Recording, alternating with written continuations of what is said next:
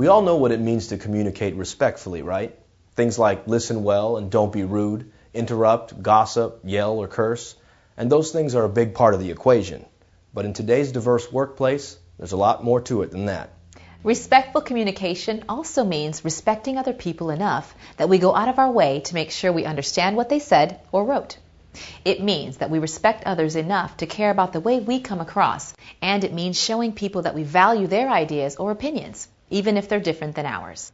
Essentially, respectful communication is making a commitment to always communicate with basic decency. It's a lot to remember, but we're going to show you 5 things that will help. Consider your audience. Talk with someone instead of about them. Confirm that you understand what someone is saying. Know the boundaries of what's appropriate to talk about.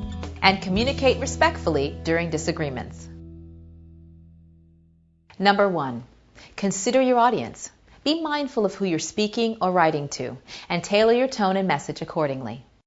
Some of the biggest workplace communication offenses happen when people forget to take into account generational or cultural differences. In this scene, we'll see a young employee approach an older employee without considering her preferred communication style. I'm looking for Velma. Velma, right? I'm Mrs. Wilson. You must be Nicholas Corning. I'm pleased to meet you. Nick's fine. Are you ready to get started on this inventory project? I guess so. May I offer you a coffee or anything? Nah, I'm good. I had a frozen cappuccino on the way in. Okay. Where would you like to start? Let's jump right in. Cool? Sure. Cool. Well, the way I see it, you've got some stuff. We've got too much stuff. So, since you have some available space... Where are you getting this information on our department's available space? Oh, I have a friend who works down here, and he told me that Hold on. I realize you've put some work in, but you haven't done this as long as I have. If you didn't get your numbers through the right channels, you probably don't have your facts straight. Contact my assistant, and he'll get those sent to you. Just reschedule when you're set.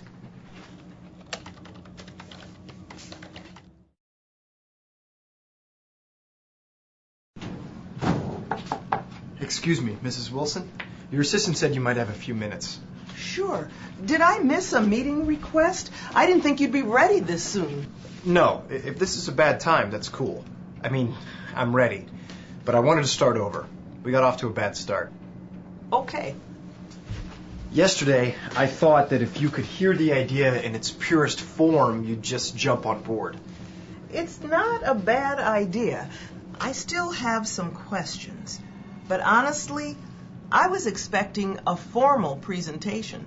I've seen enough of these things go down in flames that I have to have context, know that things are working and are done right.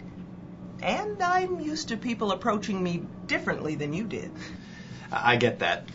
And I respect where you're coming from. It is your department space, after all. Well, and I understand you want it now. I know your group has been pretty crunched over there for a while. If you can say that again. Not everyone operates or communicates the same way. So get a feeling for the person you're communicating with. How do they like to be approached? Is their point of view different from yours, perhaps requiring you to change your communication style? Now, let's see an example of a nurse with a patient from a different cultural background. Tahira, thank God you're here. You won't believe the day I've been having. What's up, Callie? The patient in 207, she was admitted today. I haven't been able to do one thing right for her. She's Muslim, and I know there are sensitivities there that I'm just not in tune with yet. I know you'll do a much better job with her tonight since you know the religion, but I'm going to need some tips for tomorrow. That's no problem. What seems to be the issue? Okay, well, first, I went to take her pulse and hand her some meds, and she started to kind of freak out. You're left-handed, aren't you? Yeah. Is that bad?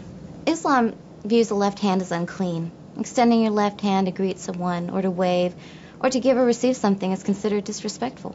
That explains that, then. Anything else I need to know along those lines? Well, Muslim women rarely speak directly about their concerns or symptoms or conditions.